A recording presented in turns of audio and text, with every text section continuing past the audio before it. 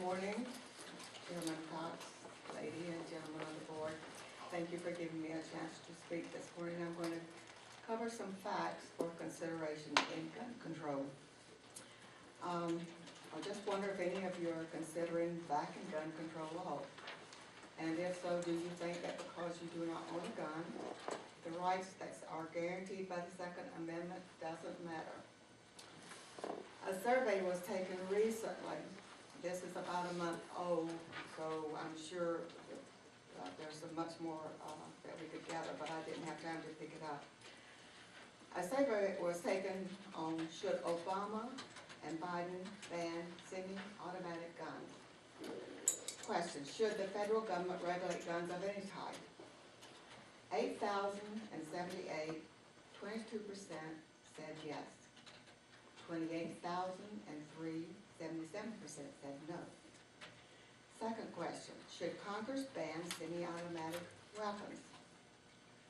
5,822, 16% said yes. 30,426, 83% said no.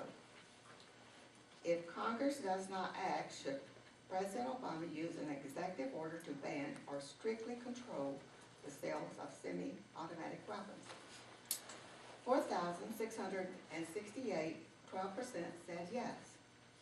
31,552, 87% said no. Fourth question, do you agree that the Second Amendment gives citizens the right to own and bear guns without infringement? 31,867, 87% said yes. 4,399, 12% said no. Are any of you familiar with the Dick Act of 1902? Efficiency of Military Bill H.R. 11654 forbids gun control. The act cannot be repealed. It is the trump card enacted by Congress, further asserting the Second Amendment rights. The Dick Act of 1902, known as the Efficiency of Military Bill H.R. 11654, on June the 28th, 1902, validates all so-called gun control laws. It also divides the militia into three distinct and separate entities: organized militia, unorganized militia, and regular army. The Dick Act cannot be repealed. To do so would violate bills of attainder and ex post facto laws, which would be gross violation of the U.S. Constitution and the Bill of Rights. The President of the United States has zero authority without violating the Constitution to call the National Guard to serve outside their state borders. There has been a modification to the Act. It explains the National Guard is under federal control, but does not remove the individual's rights to keep and bear arms. Unorganized militias have the absolute personal right in the Second Amendment to keep and bear arms of any type, and it is many as they can afford to buy. Unorganized militia encompasses every able-bodied male between the ages of 18 and 45. We the people need to speak up for our rights. We have been complacent for so long, whether from lack of knowledge or satisfaction that our government will take care of things. It has brought us to the state that we are here now. We must care enough to stand up and fight for our rights, or we will lose them. It's time to state it plainly. Guns in the hands of honest citizens save lives and property. And yes, gun control laws only affect law-abiding citizens. With guns, we are citizens. Without them, we are subjects. So with that in mind, why would you not put John Goodroe's resolution into action? Consider this: history of gun control. In 1929, the Soviet Union established gun control. From 1929 to 1953, about 20 million descendants unable to defend themselves were rounded up and exterminated. In 1911, Turkey established gun control. From 1915 to 1917, 1.5 million Armenians unable to defend themselves were rounded up and exterminated.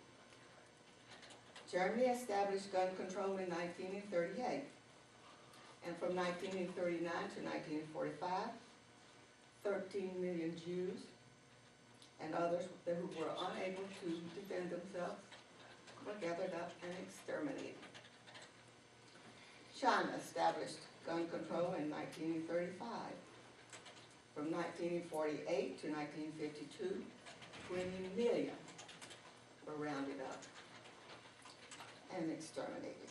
Guatemala established gun control in 1964, and from 1964 to 1981, 100,000 Mayan Indians were gathered up and exterminated. Uganda established gun control in 1970.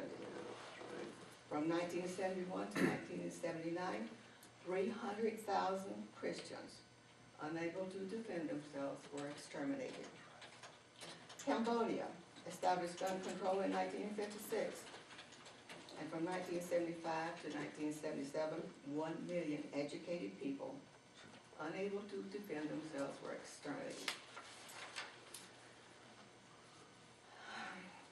Switzerland issues a gun for every citizen. Switzerland's government trains every adult in handling a gun. Switzerland has the lowest gun-related crime rate of any country. Doesn't that tell you something? It's a no-brainer. Don't let our government waste millions of our tax dollars in an effort to make all law-abiding citizens an easy target. I'm a firm believer in the Second Amendment, and if you are too, please forward and to all citizens. You wonder why I'm standing here, and I'll tell you why. For 30 years, or a little over 30 years, I was an NRA member. A member of the ATA, which is the Amateur Trap Shooters Association. I've shot trap in Canada and all over the United States.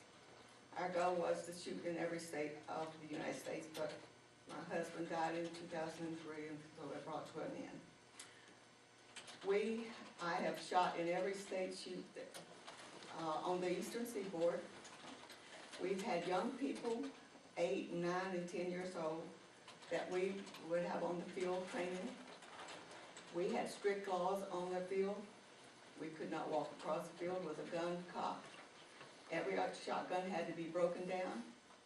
We never have ever had one incident, not one.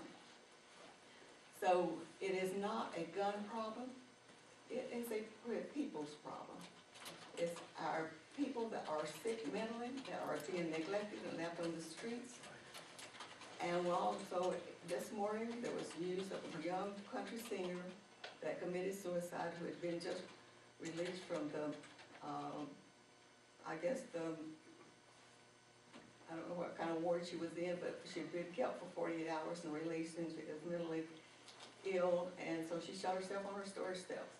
So we've got to take care of our mentally ill, people that are disturbed. So that's all I have to say, and hope you use your knowledge and making the right decisions on this. Thank you. Thank you. Do we have anyone else?